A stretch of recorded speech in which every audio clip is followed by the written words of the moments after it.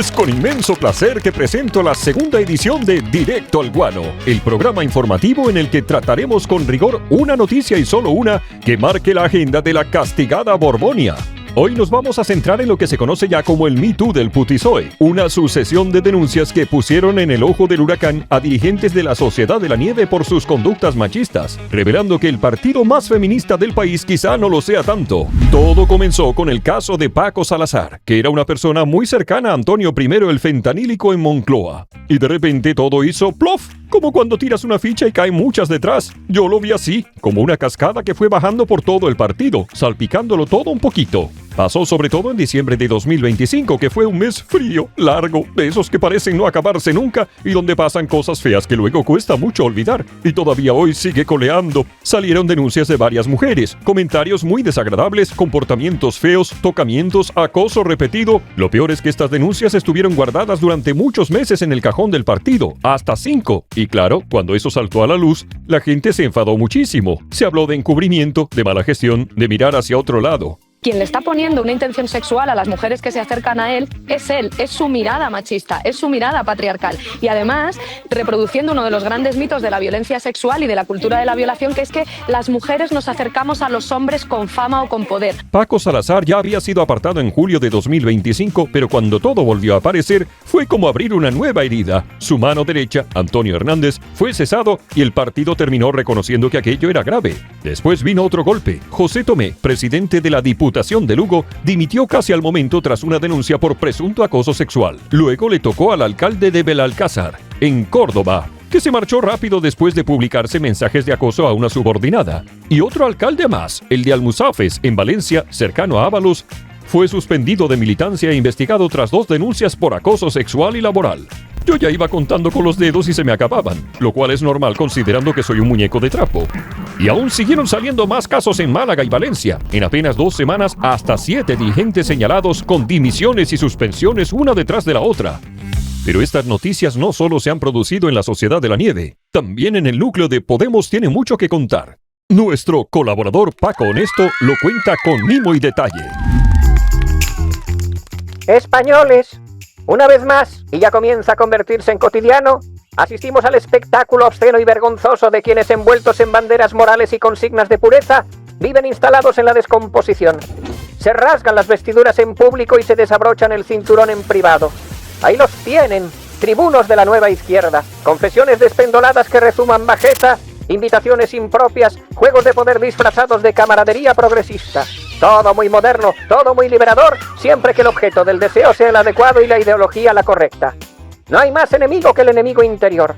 Así, Pablo Iglesias Turrión, nieto de Manuel Turrión de Eusebio, quien tantos quebraderos de cabeza me causó en vida, sin duda de casta le viene al galgo, cabeza suprema del ejército rojo, fue pillado en muchas ocasiones empleando lenguaje tabernario. Nunca habla de ello y jamás nadie lo ha enfrentado a sus fantasmas. Quiero recordar determinado grupo de WhatsApp, que si a nosotros nos honra a ellos los envilece, en el que confesaba sus turbios deseos rojos de azotar a Mariló Montero, con la que tiene al parecer bulo, al ser esta una pía y recatada mujer de postura de misionero y agujero en la sábana. Recuerden también aquel sonrojante capítulo en el que el infame capitán de la horda marxista invitaba a becarias a refrescarse en el baño. Esta fijación con las alumnas fue presuntamente heredada por su adlátere, Juan Carlos Pesetero, cuya conducta ha sido impropia pero no delictiva, según dictaron recientemente los tribunales de justicia, poseído sin duda por el putrílago espíritu comunista, tan imbricado ahora en la atormentada sociedad de nuestra otrora noble patria. Y cómo no mencionar a Íñigo Errejón de Pito, chusma ideologizada, enemigo de la patria, tantos años abanderado del feminirulismo para acabar sus días en un más que merecido juicio de faldas. Evidentemente, para la izquierda, la conducta de sus machirulos tiene una justificación moral y para dar cuenta de ella contamos con la colaboración de Alberto Culo de Oveja, portavoz de Podemos en el Congreso. Bueno, a ver, partimos de la base de que a las mujeres hay que creerlas sí o sí. Eso por encima de todo. La única excepción posible que se me ocurre se da cuando estas mujeres acusan sin pruebas a los miembros de nuestra manada. Yo creo que es evidente que yo soy una persona conocida, que cuando empieza lo que yo vivo como un linchamiento mediático me convierto en todavía más conocido, que la señora Mulía se sube a esa ola y que gracias a subirse a esa ola consigue un impacto y una atención mediática como no ha tenido nunca. Recuerda, Si es rojito, no hay delito. Porque, ¿quién te dice a ti que no se están inventando cosas? ¿O acaso nos vamos a saltar la presunción de inocencia? Bueno, sí, nos la saltamos para el resto de los mortales, claro.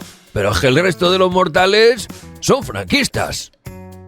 Piensa, por ejemplo, ¿cómo vamos a reaccionar si el rejón de pito sale rana? Pues callando, normal, porque tiene todo el derecho del mundo a la presunción de inocencia. ¿Qué hacemos si un par de muchachas dicen que Julio Iglesias hace 20 años les hizo friki friki? Montar en cólera, normal, porque Julio Iglesias es franquista, Ayuso dimisión. Nadie como nuestro líder indiscutible de las opiniones justas y ponderadas para un análisis certero de la información. Tenemos el inmenso privilegio de escuchar a quien no necesita presentación, a quien no habla, sentencia. Con ustedes, el hombre que ve más lejos, decide más alto y nunca se equivoca en público. Por la ruta de la fama, mi jefe. Quiero confesarles a ustedes una cosa. Hubo un tiempo en el que yo estaba bueno. Ya sé que ahora me ven ustedes decrépito y macilento, pero les prometo que en una época de mi vida estaba cañón, pa' mojar pan. Pues bien, en su momento, en una oficina que frecuentaba, una mujer en concreto tenía para mí miradas babosas. Abrazos que duraban demasiado tiempo, fricciones poco casuales e insinuaciones que no me hacían sentir precisamente cómodo en su presencia.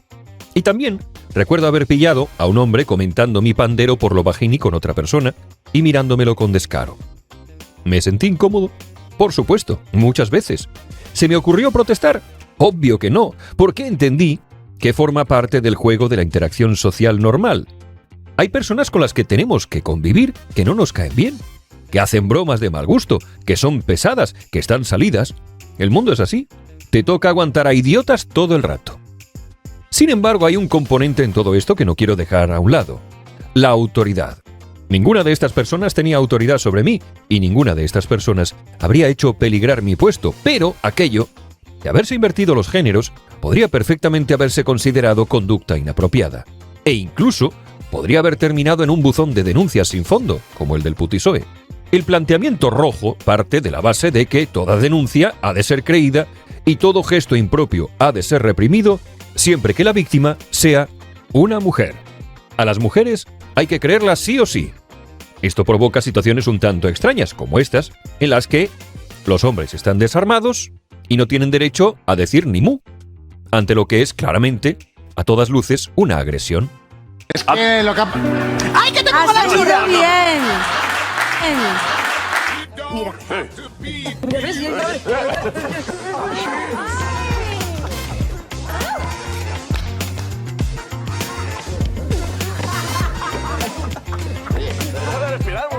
No eres una lapa, ¿eh?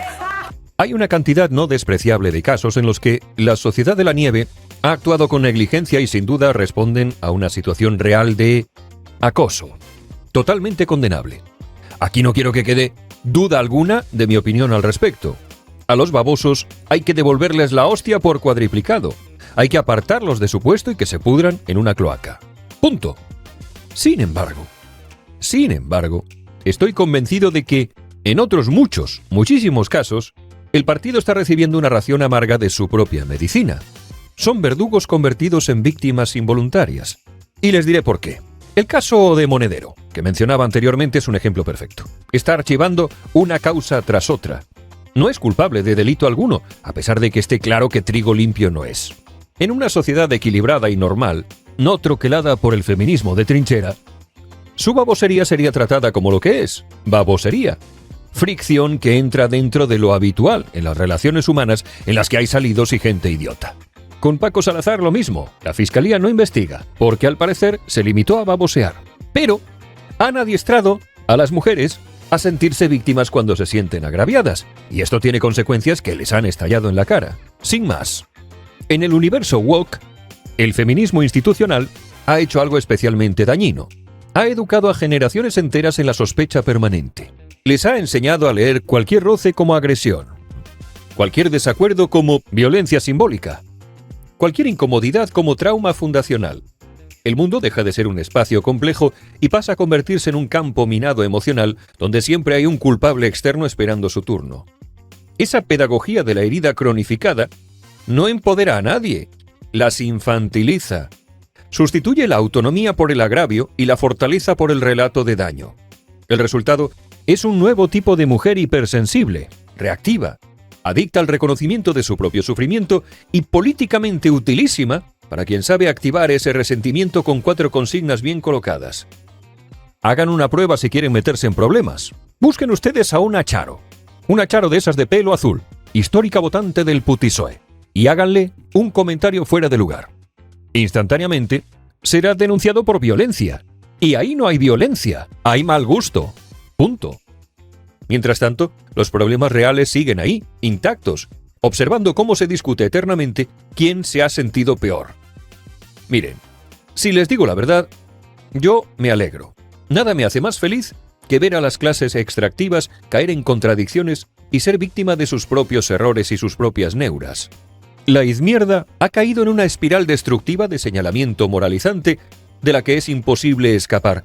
Y aunque están tan enfangados en sus contradicciones hasta el punto de que no pueden salir de ellas, es maravilloso ver cómo reciben de su propia medicina. Porque, al final, no hay pedagogía más eficaz que el espejo.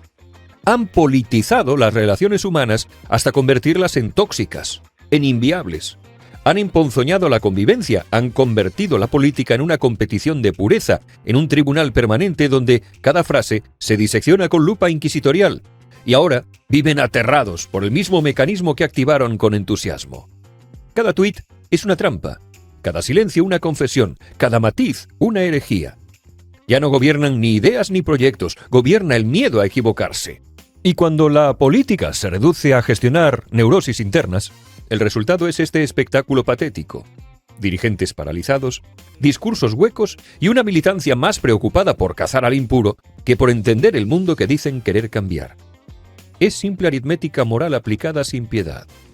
Y así cae el telón. Resulta que en todas partes cuecen habas y que politizar la vida cotidiana al final no es tan rentable como parecía. Y cuando cae el telón, se abren los ojos. El 74,4% de las mujeres cree que Antonio y el PSOE han sido permisivos o no actuaron con la contundencia y la transparencia esperadas en el caso Salazar. Esto sube al 80% entre jóvenes de entre 17 y 35 años. El PSOE presta especial atención a las mujeres no por convicción ideológica, sino porque representan aproximadamente el 60% de su voto en las elecciones pasadas y fueron claves para la victoria de 2023. Sin embargo, sus escándalos han producido desmovilización, más abstención o trasvase a la derecha, con hasta 4 puntos de diferencia para Vox, que muy feminista no es. ¿Qué hacen los partidos cuando los miembros les salen babosos? Anuncian que tomarán medidas contundentes y después callan.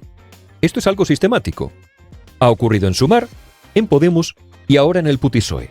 Callan a la espera de que escampe el temporal, porque su estrategia consistía en emplear las reglas que han inventado para utilizarlas como ariete ideológico contra el contrario.